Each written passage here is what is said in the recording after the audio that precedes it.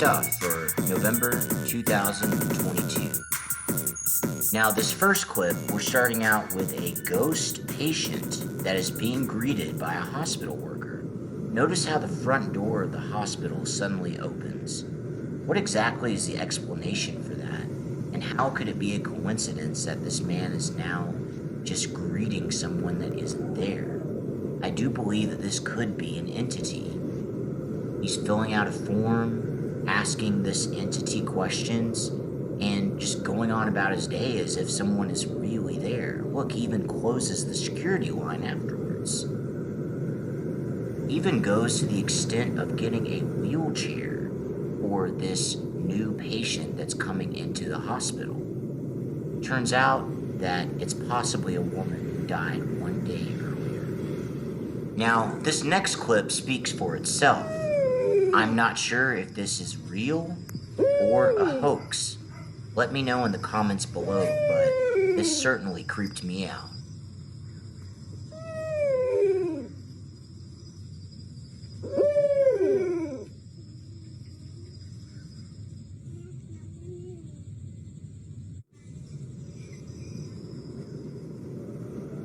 Here's an extremely strange and disturbing Reddit post that I stumbled across in the Paranormal board. The title is, "Maybe the Cause to Our Daughter's Gift." Last and first time I posted here was about my daughter's visions and strange behavior. My spouse and I decided to introduce her to a parapsychologist. He came highly recommended by a friend of mine, Dr. F. We currently see him once a week to help our daughter possessing this gift. She seems to possess somehow. We came to the point that whatever it could be, we might as well accept that it is behind our limited understanding. I guess I hadn't been totally honest with you. Something did happen to us 6 months prior to her birth. Something that might have led to what she experiences today. We decided to tell you to have the big picture. Yet we're aware some of you will call us loony bin material afterwards. My wife and I are doctors in anatomic tomography. Our job consists in digitalizing and rendering 3D synthetics of the human body based on actual organic samples. We do not only aim at creating a 100% coherent patron, but also experiencing every case of dysfunctional premortem occurrences. For that matter, we work with a peculiar material. We use cadavers a lot. I won't get too specific, but our 7TO TEP scan coupled with a SPECT core slices, abstractly of course, corpses in nanosegments, so we obtain a global 3D, 2D, and cone beam map of the entire body. From Monday to Wednesday, we're under average office agendas from 9 a.m. to 4 p.m. On Friday, we're on the graveyard shift. The university kindly provides us a bedroom on the lab floor so that we can rest for a bit. We are 4 researchers in the anatomic mapping unit. At night, we're supposed to work in pairs. My usual coworker is Jerome, a tall and humorous guy. But for some reason that night, he had to stay by his ill stroke father. By then, 3-month pregnant wife took his place, and we started working around 9 p.m. The lab has all the machinery spread out on the same floor next to a tiny bedroom covered in anatomic posters. A narrow staircase leads down to the SPN and the body storage. An elevator opens directly into the storage. Now, we took a weird habit to gain some time. We scan at least 2 bodies a night, going up and down with the chariot, and sliding back the body, it can take up to 30 minutes.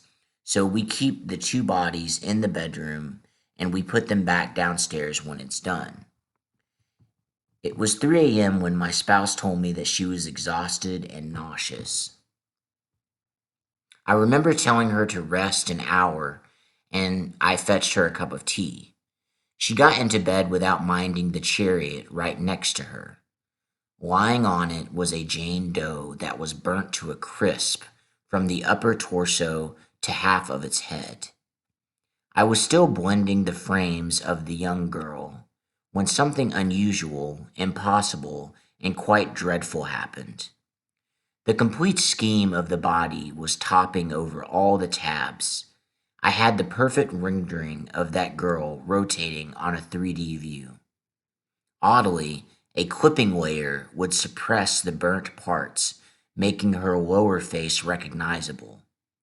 I repeatedly tried to close all the tabs, but the body kept turning round and round. Now a strange noise I never heard before in the lab was coming from the screen. It was emerging between a cry and a whistling airing at a very low pitch. I headed into the bedroom. I wanted my wife to see that. When I passed the door, I literally froze. My wife was sitting on the bed, hands on her belly. The dead body was face down on the floor. I tried to ask her what happened, but she was actually asleep and only woke up 5 minutes after that. She has no idea the body fell on the floor. Later, she told me the weird dream she had. A toddler she identified as our daughter was running in a smoky corridor. She heard cries and calls for help coming from the doors all around. We didn't recall this episode when our daughter acted strangely lately, but now it's striking us. Once again, you don't have to believe me. I know I would have not believed it from someone else. Thank you for your time.